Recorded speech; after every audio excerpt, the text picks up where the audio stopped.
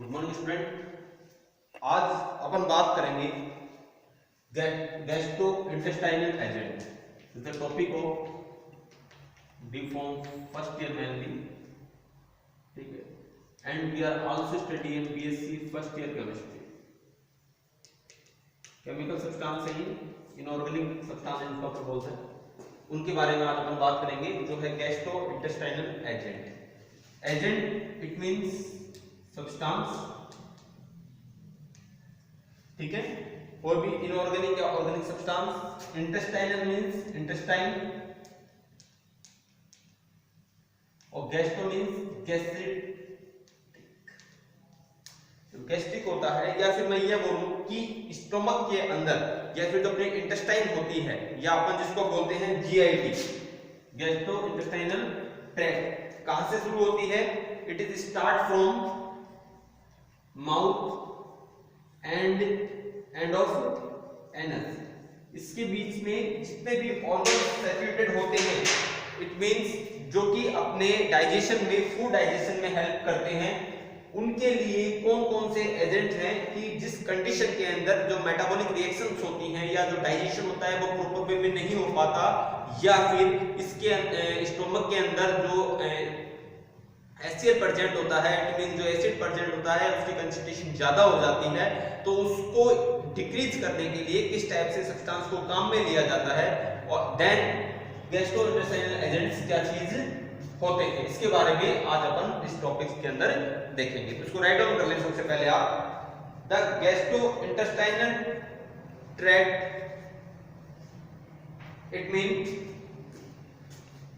GIT consist of series of organs. ये एक organs की क्या होती है? सीरीज होती है। जैसा कि मैंने आपको बताया, यहाँ पे माउथ से शुरू होता है, कहां तक? एनस तक होता है। It means starting the point of mouth and the end of the anus. जितने भी इसके अंदर ऑर्गन्स प्रेजेंट होंगे वो क्या होंगे? सीरीज के अंदर होते हैं।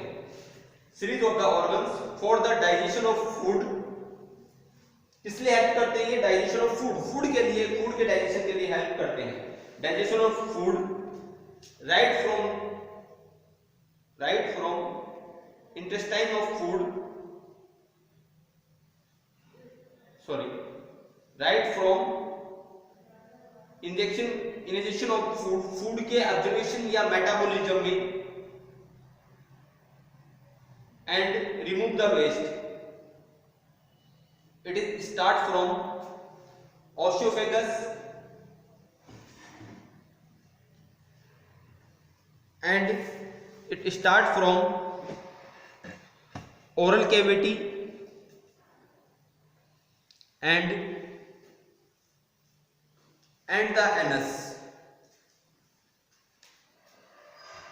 and the anus.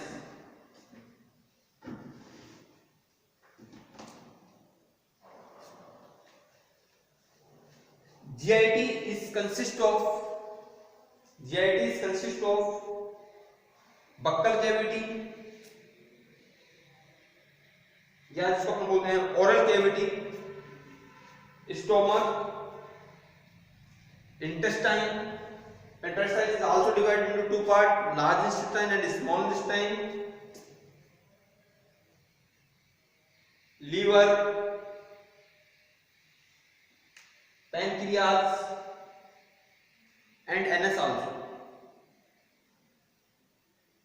Write down in next line. Each organ are play a specific and unique role in the metabolism of food.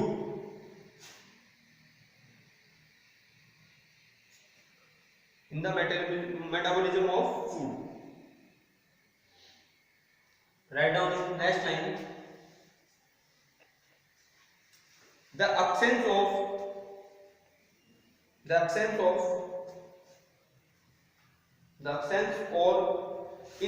insufficient secretion of HCl acid in stomach show the acidity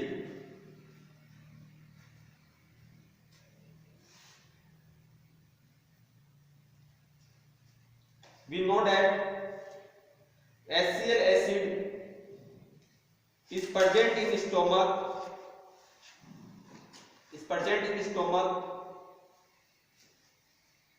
it help in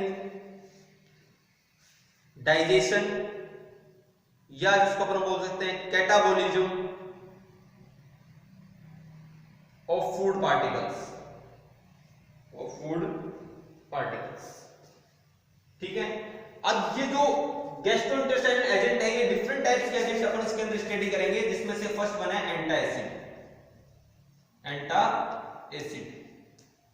इसका नाम सुना होगा आपने, जब भी आपके stomach में acidity हो जाती है, जो HCl की जो pH है, मतलब ये बोलूं कि मैं HCl की जो वैल्यू है वो क्या होती है, इंक्रीज हो जाती है, बढ़ जाती है, तो उसको डिक्रीज करने के लिए अपन एंटाएसिड का उपयोग करते हैं। Write down in this, antacid are the substance which on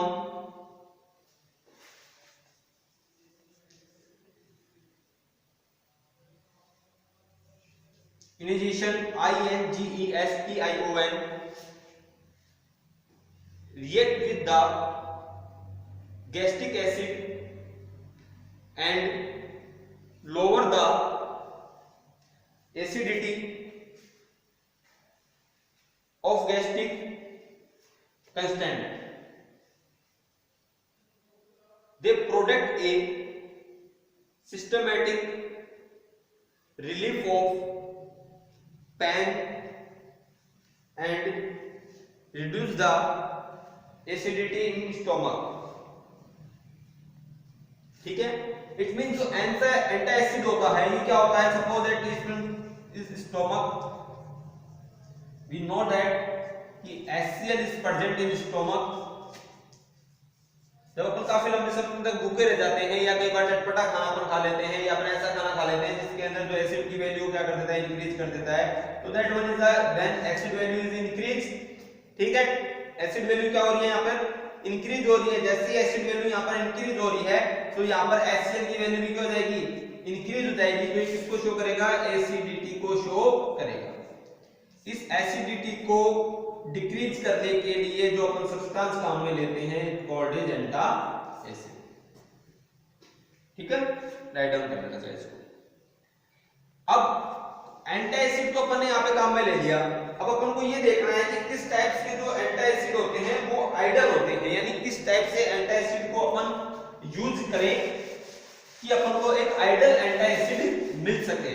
it means idol एंटाएसिड या फिर एंटाएसिड में क्या स्पेसिफिक कैरेक्टर्स होने चाहिए जो कि सुटेबल हो for the reducing of the value of acid.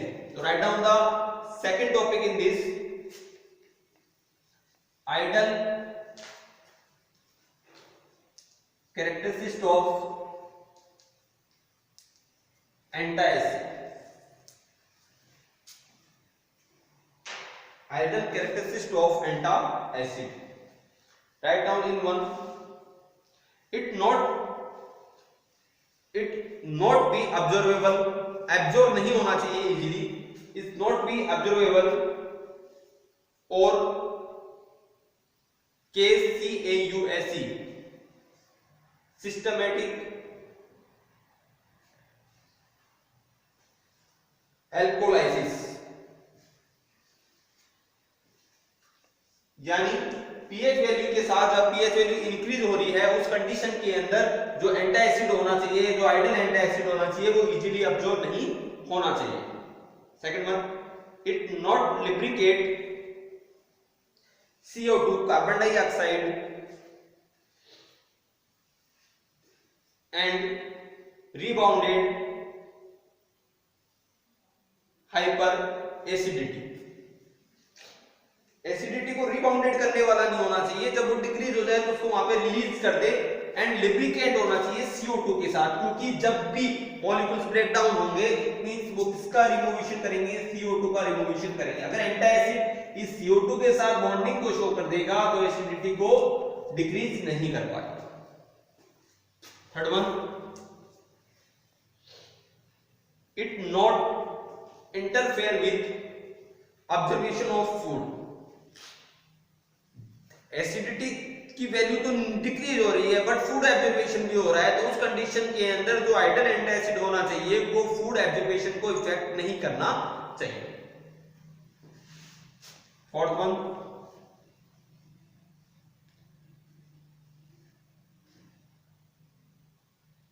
it be quick acting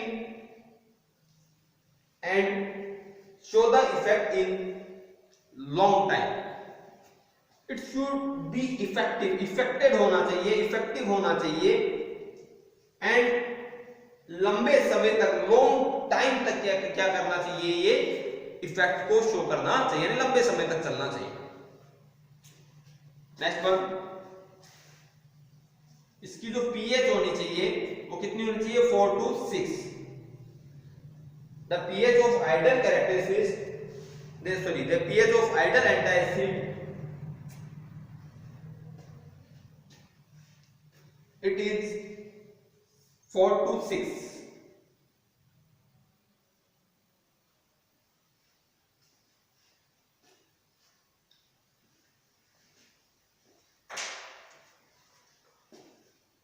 ठीक है, तो ये अपने पास क्या थे, कुछ कैरेक्टरिस्टिक्स थे किस चीज के लिए, एंटा एसिड के लिए।